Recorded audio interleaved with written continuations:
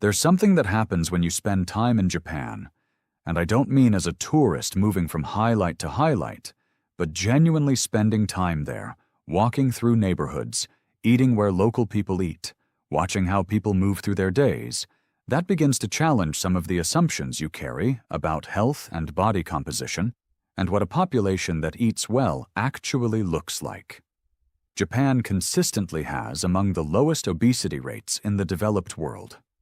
Numbers that, depending on the year and the exact metric used, run between 3 and 5%, compared to rates several times that in most Western nations. And this is not a country defined by food scarcity or by extreme physical labor or by some particularly unusual genetic endowment. It is a wealthy, urbanized, technologically advanced society where people work long hours, sit at desks, use trains and cars, and have access to extraordinary quantities and varieties of food. All the conditions that we associate with modern weight gain exist in Japan. And yet, I've been thinking about this for a long time, not in the way that leads to dramatic conclusions or simple prescriptions. The one Japanese secret, the single thing you need to adopt. Because that framing misses what I believe is the actual point. What I want to explore with you today is more nuanced than that. It's about patterns, about the way a culture's relationship with food and the body and daily life creates conditions in which certain outcomes are more or less likely, about what we might genuinely learn from looking at Japan carefully and honestly.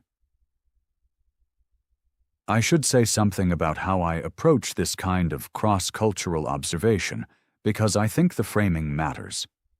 When we look at a population that appears healthier in some measurable way than our own, there is a temptation toward two errors. The first is romanticization, the idea that everything about that culture's approach is superior and that we simply need to import it wholesale. The second is dismissiveness, the idea that the differences are entirely genetic or entirely structural, and that lessons cannot meaningfully transfer. Neither of those is the right response. What is useful is looking carefully at specific habits and practices, understanding the mechanisms by which they might influence health, and asking honestly what elements might be relevant for someone living in a very different context. Japan's low rate of obesity is real and documented. It is also not universal within Japan.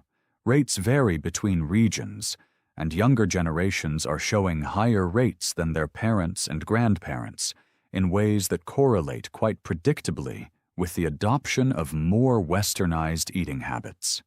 That last observation is actually one of the most informative things about the whole picture, because it tells us that whatever is driving the traditional pattern is not primarily genetic.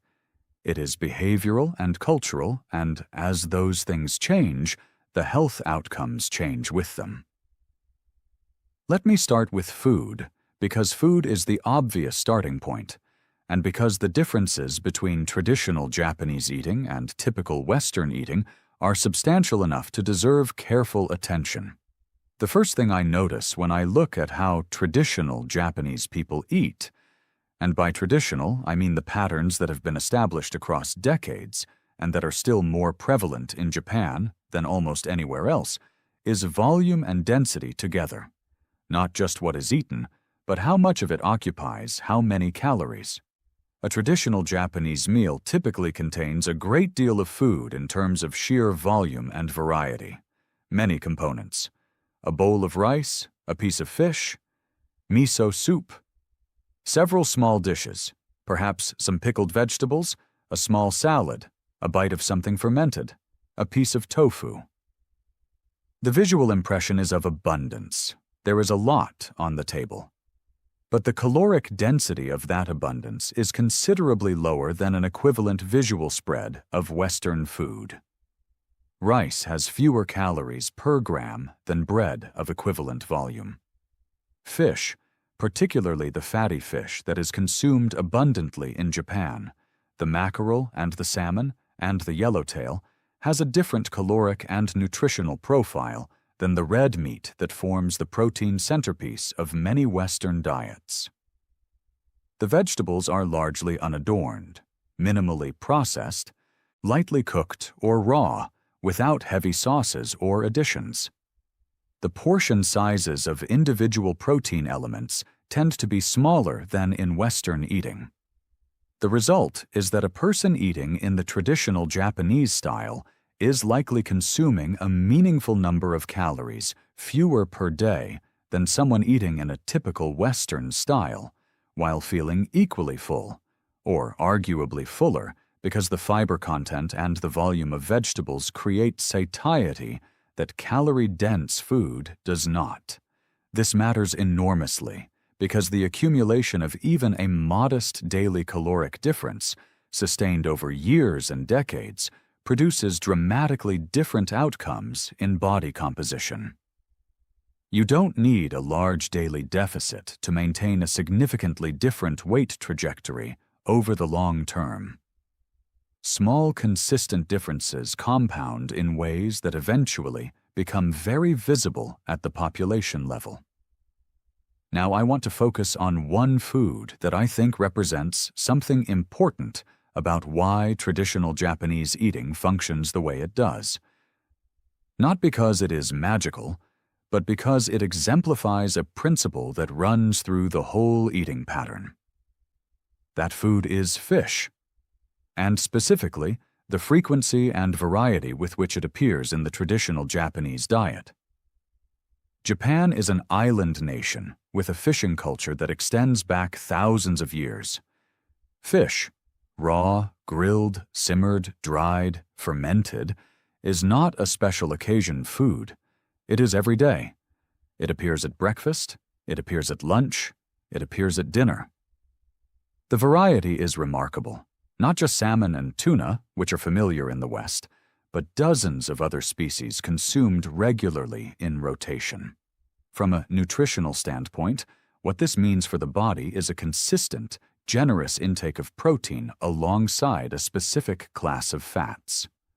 The long-chain omega-3 fatty acids, EPA and DHA, that are found in high concentrations in fatty fish, and that are among the most studied nutrients in relation to inflammation, cardiovascular health, and metabolic function.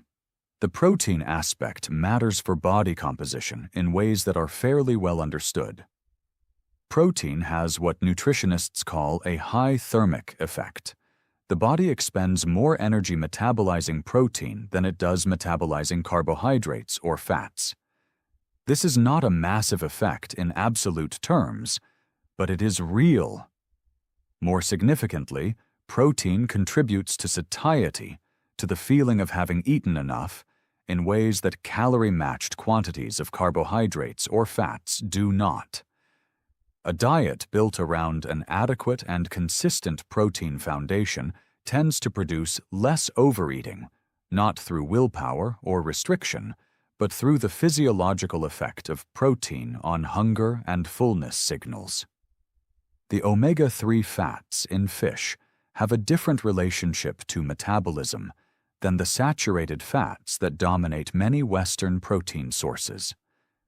They interact with inflammatory signaling in the body in ways that, over time, may support a metabolic environment that is less prone to the kind of chronic low-grade inflammation that is increasingly associated with obesity and metabolic disease. I want to be careful here not to oversimplify. The relationship between dietary fat and metabolic outcomes is complex. Individual variation is significant, and I'm not suggesting that eating fish is sufficient in itself to prevent weight gain. But as a component of a broader dietary pattern, the consistent presence of fish as the primary protein source is almost certainly part of what makes traditional Japanese eating favorable for body composition. There is also something worth noting about how fish is typically prepared in Japan. Not fried, not in heavy batter, not covered in rich sauces. Grilled, simply. simmered in light broths, eaten raw. The fish that is consumed retains its nutritional value and does not arrive at the table carrying the additional caloric load of elaborate preparation. This sounds obvious when stated directly, but it is a habit that is systematically different from what happens to protein sources in many other cuisines, and it contributes to the caloric arithmetic in the ways that matter. I want to talk about rice, because I think rice represents one of the more interesting puzzles in the Japanese diet, and because it is often used as an example in debates about carbohydrates and weight that I think misunderstands what the Japanese experience actually demonstrates. Rice is the staple carbohydrate of Japanese eating. White rice, specifically, not the whole grain varieties that are often recommended in Western dietary guidance, and the amounts consumed, particularly historically, were substantial. This is a country that eats a lot of white rice, by almost any measure. And yet the relationship between rice consumption and obesity in Japan does not support the narrative that white carbohydrates inevitably cause weight gain. How do we reconcile that? Part of the answer is what rice does not displace.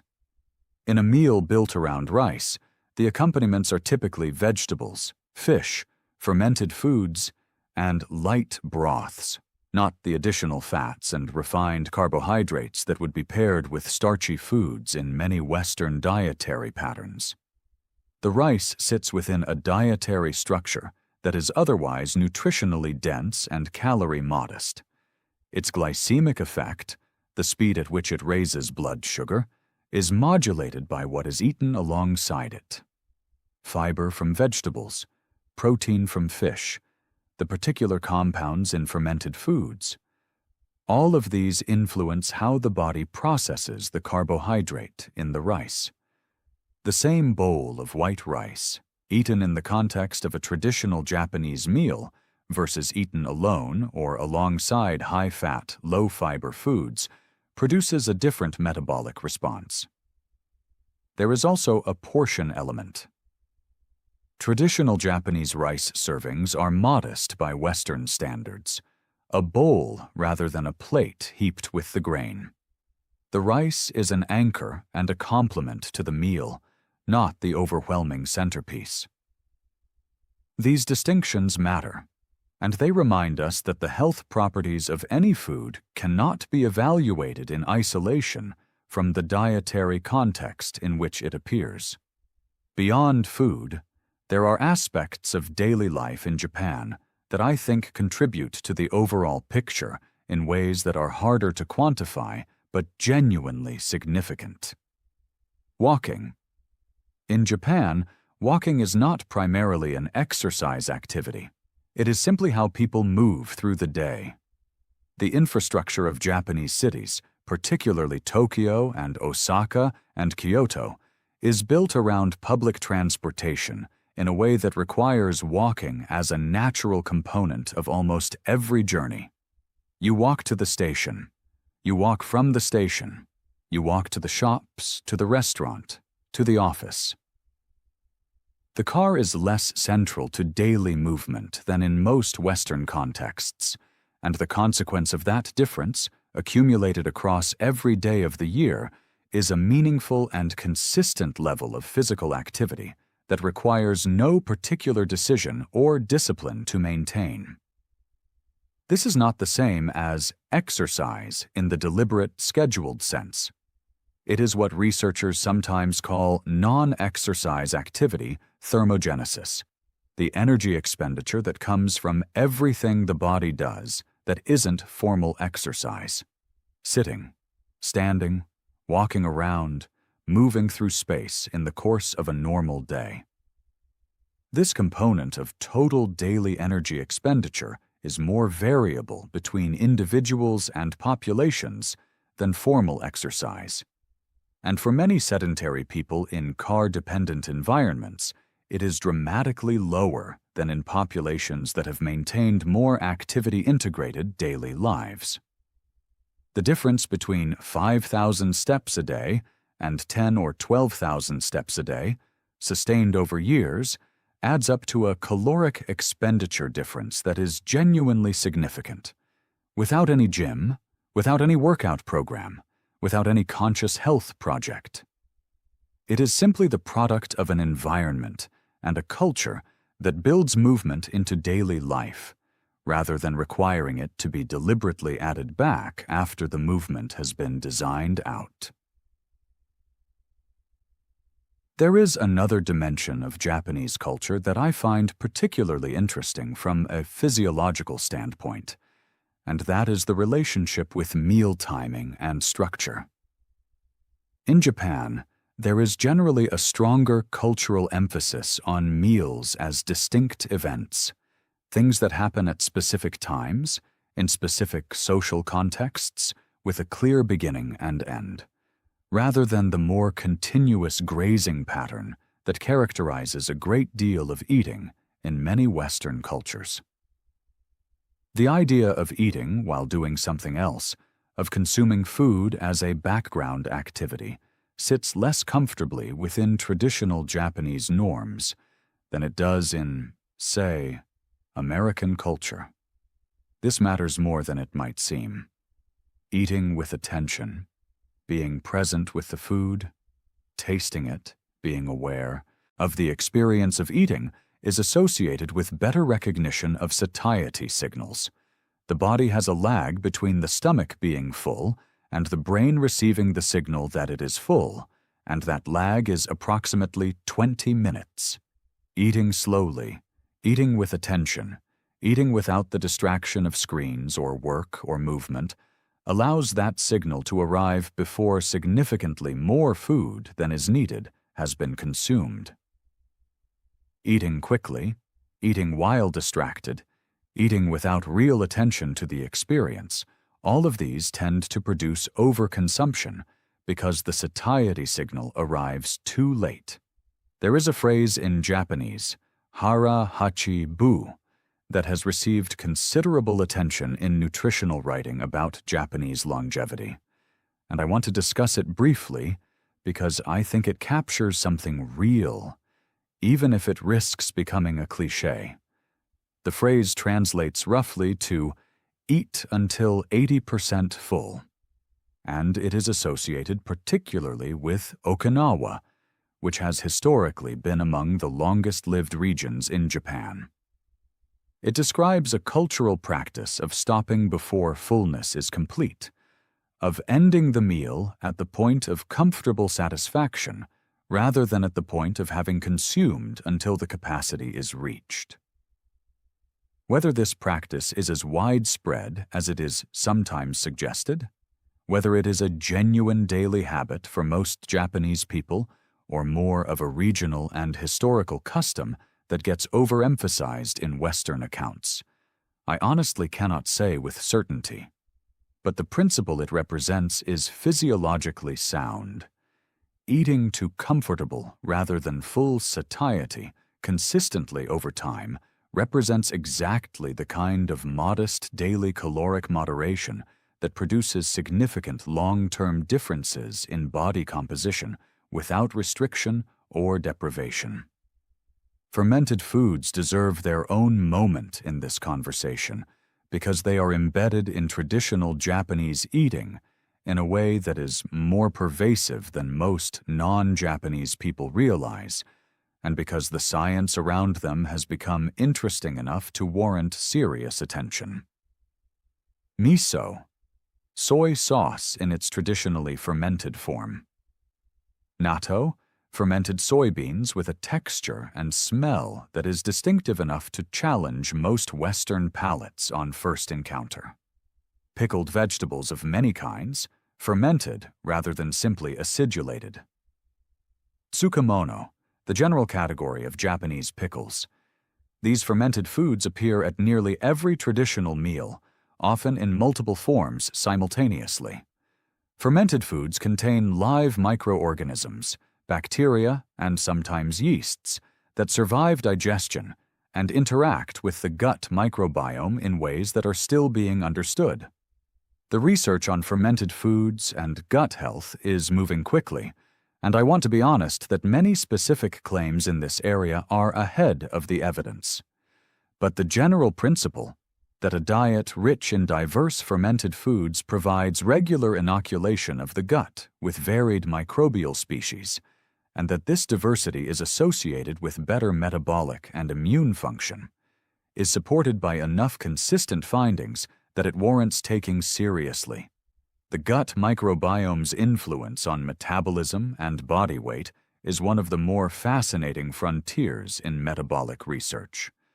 It is clear that the composition of gut bacteria varies significantly between lean and obese individuals, that these differences are not entirely explained by diet, and that interventions that alter the gut microbiome can produce effects on weight and metabolic function that are not fully explained by caloric changes alone.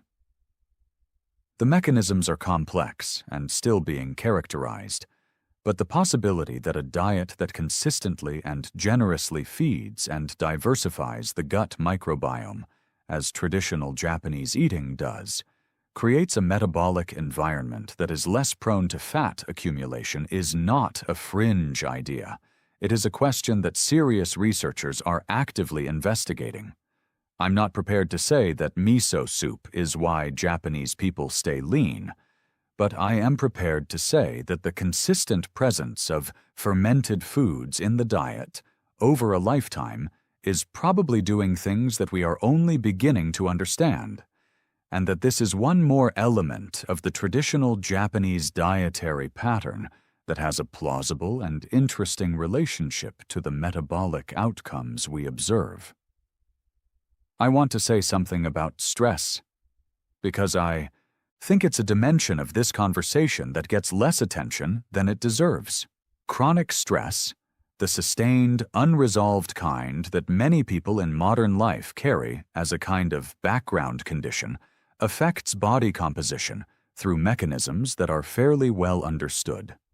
Cortisol, the body's primary stress hormone, promotes the storage of fat, particularly in the abdominal region.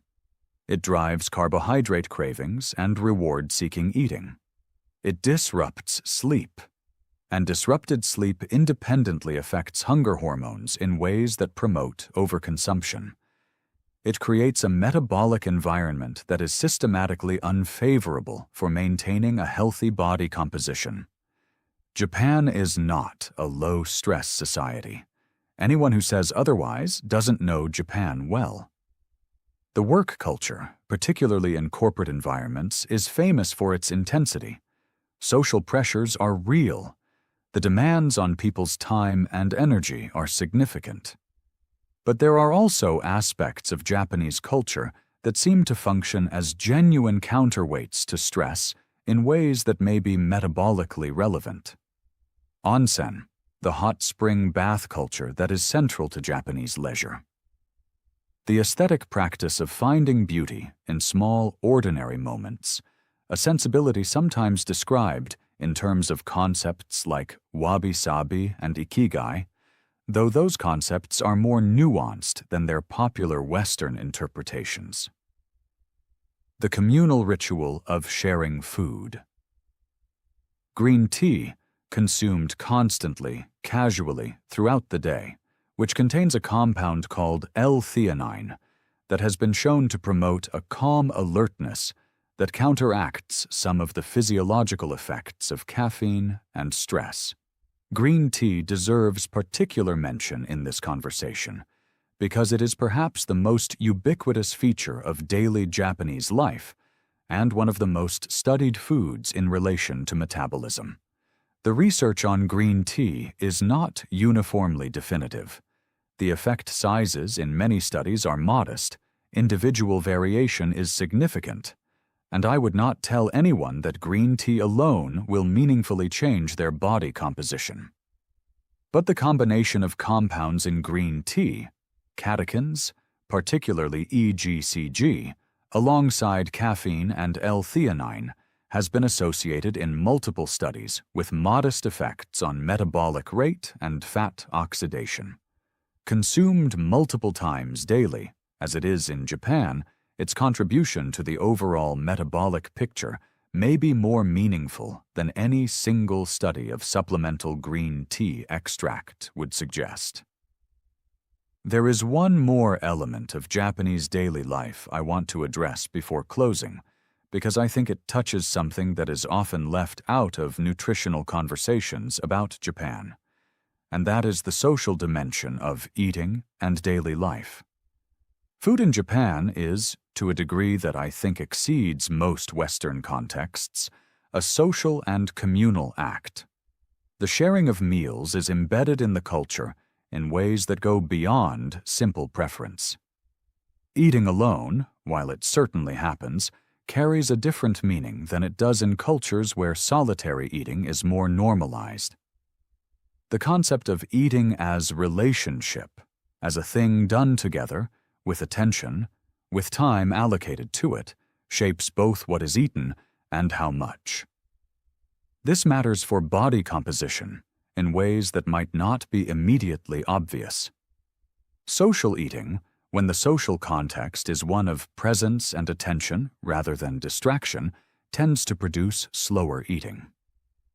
Slower eating, as I mentioned earlier, allows satiety signals to arrive before overconsumption occurs. A meal that is a shared event, with conversation and attention to the food itself, is structurally different from a meal eaten in front of a screen, alone, in less than 10 minutes. The physiological outcome of those two experiences is different, even when the food on the plate is identical. There is also something worth considering about purpose and community that has a less direct, but perhaps equally real relationship to metabolic health. The Japanese concept of ikigai, often translated loosely as a reason for being, the thing that gives daily life meaning, has received considerable attention in discussions of Japanese longevity, particularly in relation to Okinawa. The idea that a person has a clear sense of purpose, of belonging to something larger than themselves, of meaningful connection to community, is not just philosophically appealing.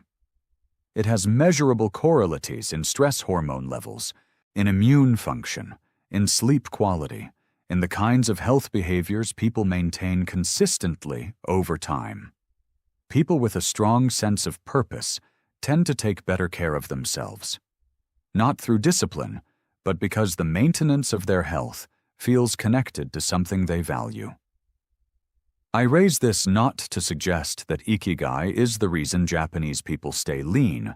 That would be far too simple. But I think it is part of a picture in which health behaviors are not experienced as isolated burdens, as things done reluctantly for future benefit, but as components of a life that is already experienced as meaningful and well-structured.